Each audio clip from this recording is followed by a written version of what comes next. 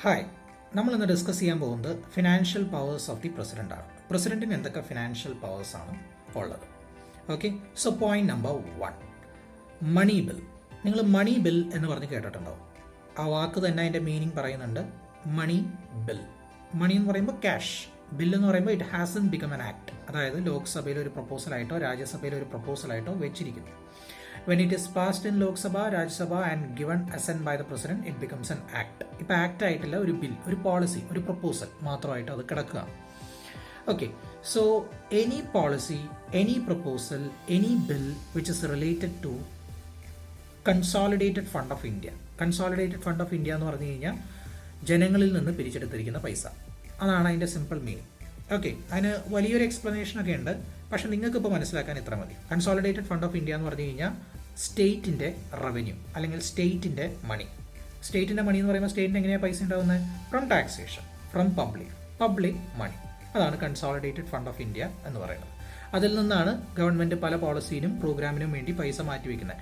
ഹൈവേസിന് ഇത്രയും പൈസ, റെയിൽവേസിന് ഇത്രയും പൈസ, സാനിറ്റേഷന് ഇത്രയും പൈസ, സ്പേസ് പ്രോഗ്രാമിന് ഇത്രയും പൈസ, എഡ്യൂക്കേഷൻ ഇത്രയും പൈസ, സ്പോർട്സിന് ഇത്രയും പൈസ. ഇത് മാറ്റിവെക്കുന്നത് എങ്ങനെയാണ്? ഈ അക്യുമുലേറ്റഡ് വെൽത്ത് ആണ്. ഈ accumulated wealth from taxation, not only from taxation, there are also other sources.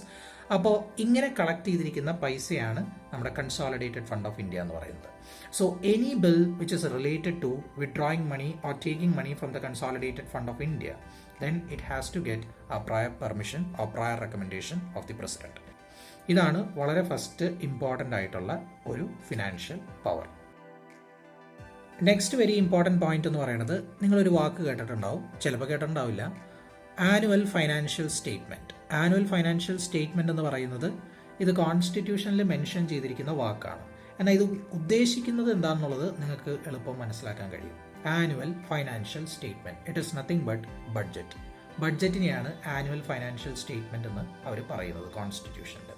So budget അവതരിപ്പിക്കുന്നത് നമ്മുടെ ഫൈനാൻസ് മിനിസ്റ്റർ ആണെങ്കിലും it is under the order of the president. President ആണ് ഫൈനാൻസ് മിനിസ്റ്ററിനെ കൊണ്ട് ബഡ്ജറ്റ് അവതരിപ്പിക്കുന്നത്. So that is also a very important financial power of the president. വേറൊരു വാക്ക് ഞാൻ പറയാം, കണ്ടിൻജൻസി ഫണ്ട് ഓഫ് ഇന്ത്യ. ഈ വാക്ക് നിങ്ങൾ ചിലപ്പോൾ കേട്ടിട്ടുണ്ടാവും. കണ്ടിൻജൻസി ഫണ്ട് ഓഫ് ഇന്ത്യ എന്ന് പറഞ്ഞു കഴിഞ്ഞാൽ, ഫോർ എക്സാമ്പിൾ എന്തെങ്കിലും അൺഫോർസീൻ ആയിട്ടുള്ള സിറ്റുവേഷൻസ് ഉണ്ടായി, പെട്ടെന്നൊരു സൈക്ലോൺ വന്നു, അല്ലെങ്കിൽ പെട്ടെന്നൊരു പാൻഡമിക് വന്നു, അല്ലെങ്കിൽ പെട്ടെന്നൊരു സുനാമി വന്നു. There will be a huge amount of money that will be required for അതിൻ്റെ റെസ്പോൺസ് ആക്ടിവിറ്റീസിന് വേണ്ടിയിട്ട്. സോ ഇതൊരു ബില്ലാക്കി അതിൽ ലോക്സഭയിൽ പാസ് ചെയ്ത് രാജ്യസഭയിൽ പാസ് ചെയ്ത് പ്രസിഡന്റിൻ്റെ സിഗ്നേച്ചർ കിട്ടാനുള്ള അത്രയും സമയം നമുക്ക് ഇല്ല. അതുകൊണ്ട് തന്നെ there is something which is called as contingency fund. To meet the contingency, there is some amount that has been kept apart. So ഈ contingency fund of ഇന്ത്യയിൽ നിന്ന് പൈസ എടുക്കണമെന്നുണ്ടെങ്കിലും we require the approval of the president. Approval of the president is very important to take any money of the public from the consolidated fund of India or contingency fund of India. ഇനി വേറൊരു important ആയിട്ടുള്ള പ്രസിഡന്റിൻ്റെ പവറാണ്, it is he constitutes the finance commission. നിങ്ങൾ finance കമ്മീഷനെ കുറിച്ച് ചിലപ്പോൾ കേട്ടിട്ടുണ്ടാവും. Finance commission എന്ന് പറഞ്ഞാൽ ഒന്നുമില്ല, വളരെ എളുപ്പമാണ്. നമുക്ക് നമ്മുടെ രാജ്യത്തിൽ സംസ്ഥാനങ്ങളുണ്ട്.